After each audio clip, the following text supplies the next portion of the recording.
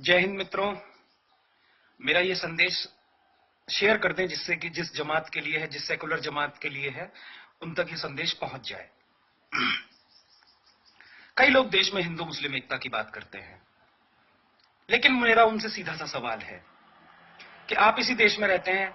इस देश में कई मुस्लिम बस्तियां हैं, सैकड़ों हजारों, हर शहर, हर गली, हर कस्बे में मुस्लिम बस्तियां हैं, लेकिन क्या कभी आपने हिंदू बस्ती का नाम सुना? नहीं सुना।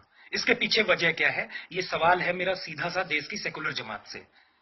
मेरी समझ में तो सिर्फ एक ही सवाल आता है, एक ही जवाब आता है कि वो आपके बीच रहकर आपको परखना चाहते हैं और आप डर के मारे उनके बीच नहीं रह सकते।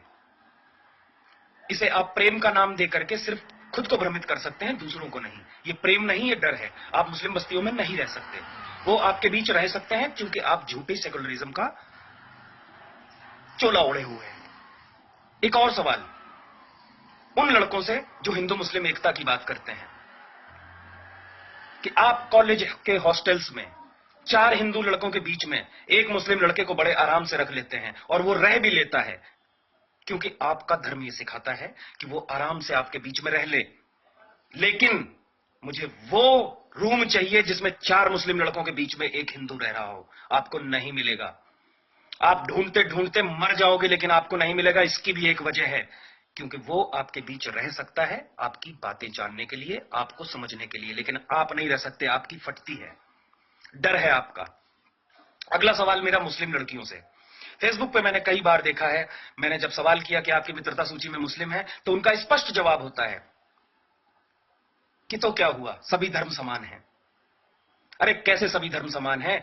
अगर रीता की फ्रेंड लिस्ट में, सीता की फ्रेंड लिस्ट में रिहान, अमजद और जुबैर हो सकते हैं, तो मुझे जरा सबाना की फ्रेंड लिस्ट में दीपक, दिनेश और महेश दिखाओ। ये सवाल खुद से करना। ये मुझसे, मैं सिर्फ बोल रहा हूं, आपसे सवाल कर रहा हूं। मेरा कोई उद्देश्य नहीं है आप पर थोपना, लेकिन हां, मेरा उद्देश्य है आपको वास्तविकता के मूल से अवगत कराना। आपका झगड़ा, आपके दोस्त का झगड़ा, आपके बेटे का झगड़ा जब किसी दिनेश, रमेश या महेश से हो जाता है तो आप तुरंत चल देते हैं विरोध करने। लेकिन वही झगड़ा जब जुबैर, अमजद और अहमद से हो जाता है तो आपके मन में एक भय क्यों उत्पन्न हो जाता है? आप जब एक सुनसान गली से गुजर रहे होते हैं और सामने से एक व्यक्ति आ रहा होता है भगवा चोला पहनकर या सामान्य कंडीशन में, तो आपके मन में भय उत्पन्न नहीं होता, डर उत्पन्न नहीं होता। लेकिन क्या हो जाता है तब? जरा अपनी आत्मा से पूछिए, जब आप एक सुनसान गली से गुजर रहे हो और सामने से 4 टोपीदार, जालीदार टोपी वाले दिख जाते हैं। यह सवाल खुद से करना पड़ेगा आपको। ये सवाल मेरे नहीं है, ये सवाल आज के वक्त के हैं। आखिर अगर कोई मुसलमान अच्छा है, मुसलमान भाई, तो ढूंढ के लाइए अपने उस भाई को और कहिए कि भैया ये देश, जब संविधान इस देश में लागू है, इस देश में जब हमारा धर्म, हिंदू धर्म, गीता के से नहीं चलता, तो आप सरिया से क्यों चलाते हैं? लड़कियों और लड़कों, आप पूछिए उनसे कि अगर इस देश में मुझे एक बीवी रखने का अधिकार है, तो मेरे साथ में खड़ा व्यक्ति 4 बीवियां कैसे रख लेता है? कौन से अधिकार से रख लेता है? क्या आपके मन में कभी यह सवाल नहीं उठता? अगर ये उठता है तो आपको स्वयं से पूछना चाहिए कि आप किस देश में जी रहे हैं।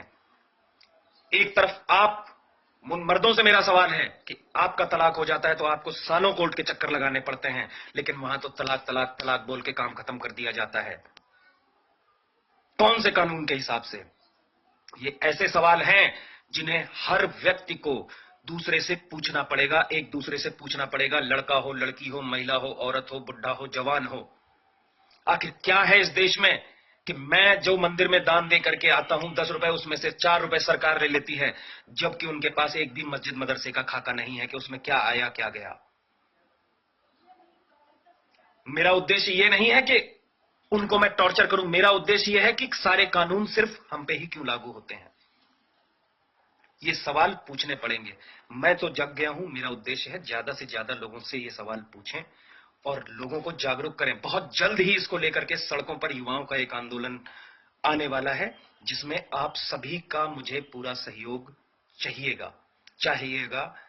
मैं मांगूंगा, आपसे हाथ फैला के मांगूंगा, आपको बातें समझा के मांगूंगा, आपसे निवेदन करके मांगूंगा, आपसे जानकारी दे करके मांगूंगा। लेकिन मित्रों, मुद्दा यहां पे धर्म का नहीं, मुद्दा है कि आखिर हमें बेवजह क्यों दबाया जाता है। फिर आऊंगा इन्हीं सवालों के साथ। आज के लिए जय हिंद, जय हिंद, जय हिंद।